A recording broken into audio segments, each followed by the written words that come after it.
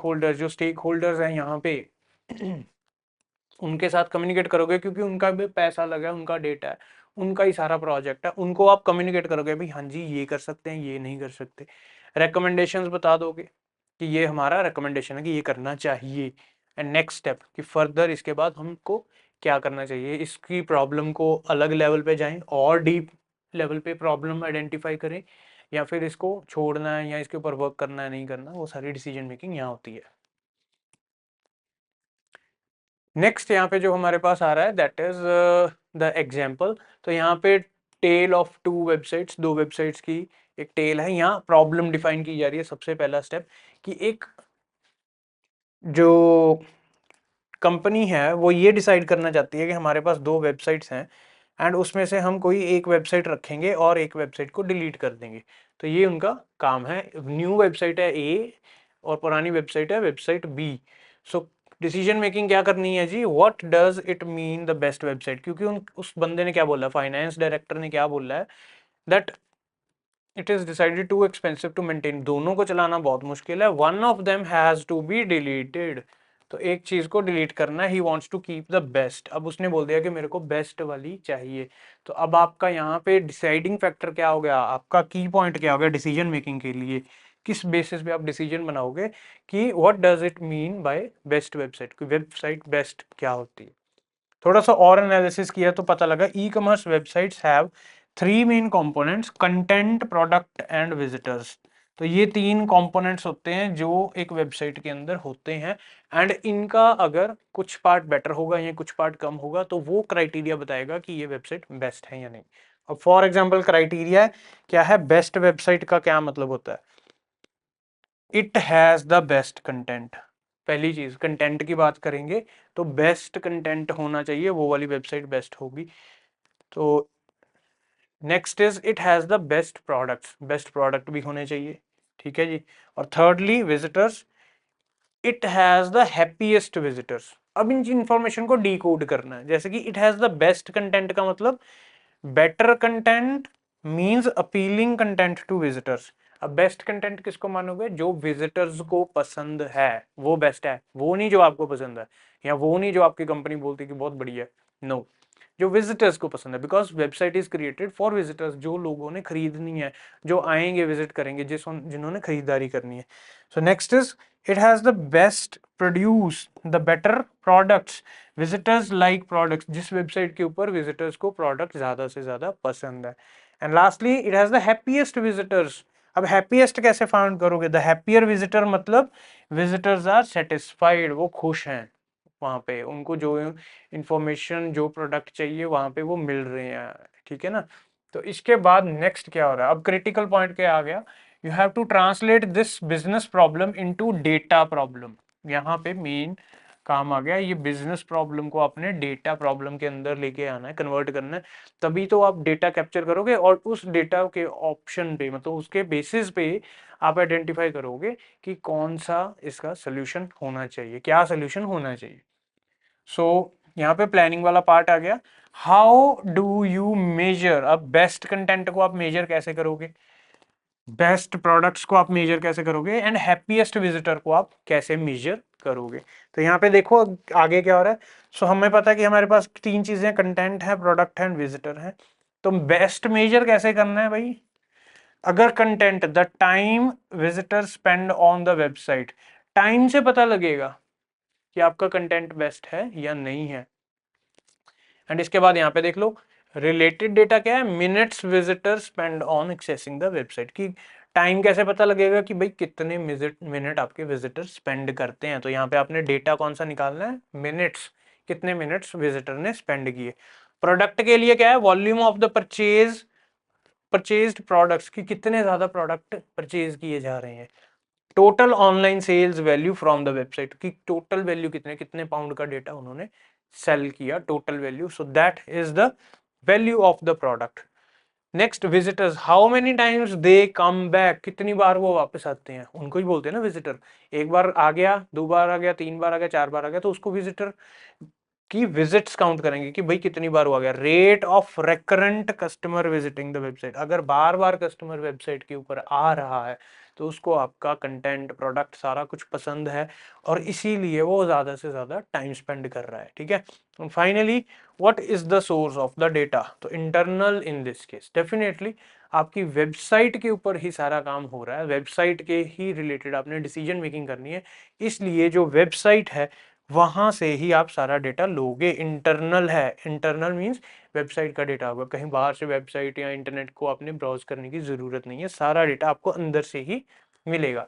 Next part अब आ गया data. So data collected from the company X data warehouse, how much data is available. तो वहां से ऐसे आपने कुछ डेटा कलेक्ट कर लिया, उसके अंदर कुछ फैक्टर्स आ गए जैसे कि एज आ गई है, जेंडर आ गया, टाइम स्पेंट ऑनलाइन आ गया, अमाउंट स्पेंट, कितनी अमाउंट स्पेंड की उन्होंने, है ना। तो यहाँ पे 38 का एक फीमेल 38 की एक फीमेल आई, उसने इतने 33 आवर्स 33 मिनट स्पेंड किए पर लिया कुछ नहीं। अब ऐसे ऐसे करते 30 एज का मेल आया, 46 मिनट्स लगाए और 116 पाउंड का वो कुछ खरीद के ले गया। सो डेटा अवेलेबिलिटी क्या बता रही है आपको कि टाइम कितना स्पेंड कर रहे हैं, हाँ जी मिल रहा है, टोटल ऑनलाइन सेल्स मिल रही है, रिटर्न रेट नहीं पता लग रहा है यहाँ पे, है ना। तो यहाँ पे ये आपका डेटा डाउन है, ये आपको इसका मतलब ये चीज आपको कहीं और से आइडेंटिफाई करनी पड़ेगी। So that comes in the data part, sourcing करनी है कि ये डेटा भाई इस टेबल से मिल गया, वो अब ये वाला डेटा रिटर्न रेट क्या है वो कहीं और से मिलेगा आपको। मान लो सीसीटीवी कैमरा लगा है, वो देख रहा है, कस्टमर का फेस आइडेंटिफाई कर लिया, ये आ गया, दोबारा आ गया, तीसरी बार आ गया, 10 बार आ गया, that is in the case of physical store.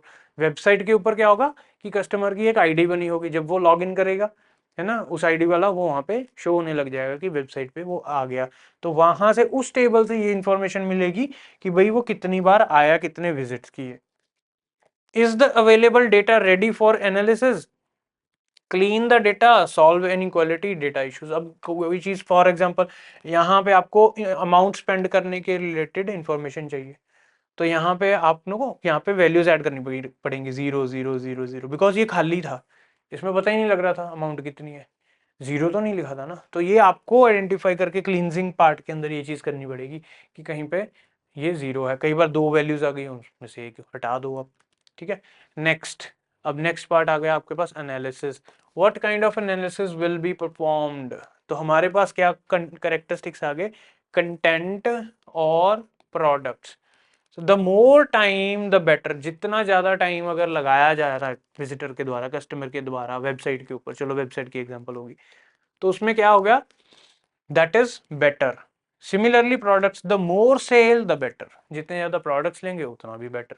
तो मतलब इससे हमें पता लग जाएगा कि बेटर क्या हो रहा है। सो टाइप ऑफ एनालिसिस क्या होगा कि compare time spend for both websites. अब यहाँ पे आप दोनों वेबसाइट का टाइम स्पेंड करोगे, उसके बेसिस पे आप एनालिसिस दे सकते हो। फाइनली एक और चीज आ गई है कंटेंट वाली, compare online sales value of both the website.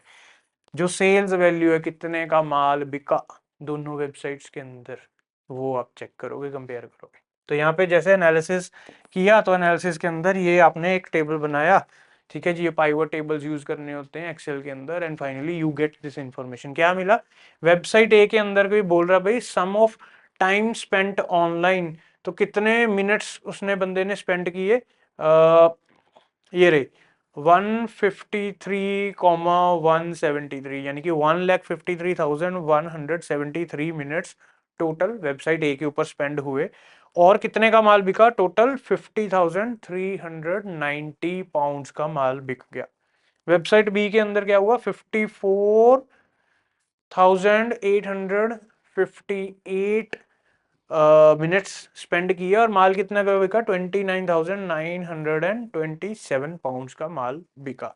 अब इससे आपको समझ आ गया कि website A has 50,000 pound in sales compare to 29,000 for website B. मतलब कि दोनों में से ज्यादा किसका है, वेबसाइट ए का। 50,000 पाउंड है ना, ज्यादा सेल है, तो वेबसाइट ए की सेल ज्यादा है। Website A has 153,000 minutes spend by the visitor compare to कितना, दूसरे का कितना जी, 153 के साथ 50,000 है ना। तो अब ज्यादा टाइम किसके ऊपर स्पेंड करना, बिकॉज हमने क्या बोला है, more time is better, more sale is better, तो दोनों में मोर मोर देख लेना है। अब यहाँ पे वेबसाइट ए के अंदर क्या है जी, ज्यादा क्या है, हमारा यहाँ पे रेवेन्यू ज्यादा है, यानी कि आपकी जो प्रोडक्ट वाला मोर किस में है, ये वेबसाइट ए के अंदर है, ठीक है जी। और कंटेंट वाला अगेन ये भी ए के अंदर है क्योंकि ज्यादा से ज्यादा टाइम भी वहीं पे स्पेंड किया जा रहा है। Now the conclusion part. अब कंक्लूजन के अंदर क्या बताया जा रहा है कि visitor for website A spend more time than visitor for website B. इसका मतलब website A is better than B. अब ये किसके बेसिस पे कि कितना टाइम स्पेंड किया गया, यानी कि यहाँ पे अगर हम देखें तो इसको हम क्या बोलते हैं, कंटेंट वाले पार्ट पे, कंटेंट। यहाँ पे visitor for website A buys more product than the visitor for website B. A वाले सामान भी ज्यादा परचेज कर रहे हैं, यानी कि प्रोडक्ट। तो दोनों के बेसिस पे हमें इसमें भी बता दिया वेबसाइट ए बेटर है, इसमें भी वेबसाइट ए बेटर है। सो कंक्लूजन क्या होगा कि website A is the best. And finally decision making होती है जो लास्ट पार्ट। आंसर क्या होगा फाइनेंस डायरेक्टर को? आंसर ये होगा कि keep website A and delete website B. तो अब फाइनेंस डायरेक्टर का जो प्रॉब्लम था उसका हमें सोल्यूशन मिल गया कि भाई ए वेबसाइट रख लो, डी बी डिलीट कर दो, नई वाली वेबसाइट रख लो, पुरानी वाली डिलीट कर दो। So that's all for today in this class. इसके बाद जो नेक्स्ट पार्ट है उसके अंदर हम नेक्स्ट वाली स्लाइड्स को कवर करेंगे। अगर आपको असाइनमेंट के अंदर हेल्प चाहिए तो आप हमसे कंसल्ट करें। We will give you the best and the best so that you can score the best. ठीक है जी, that's all for today. Thank you for watching.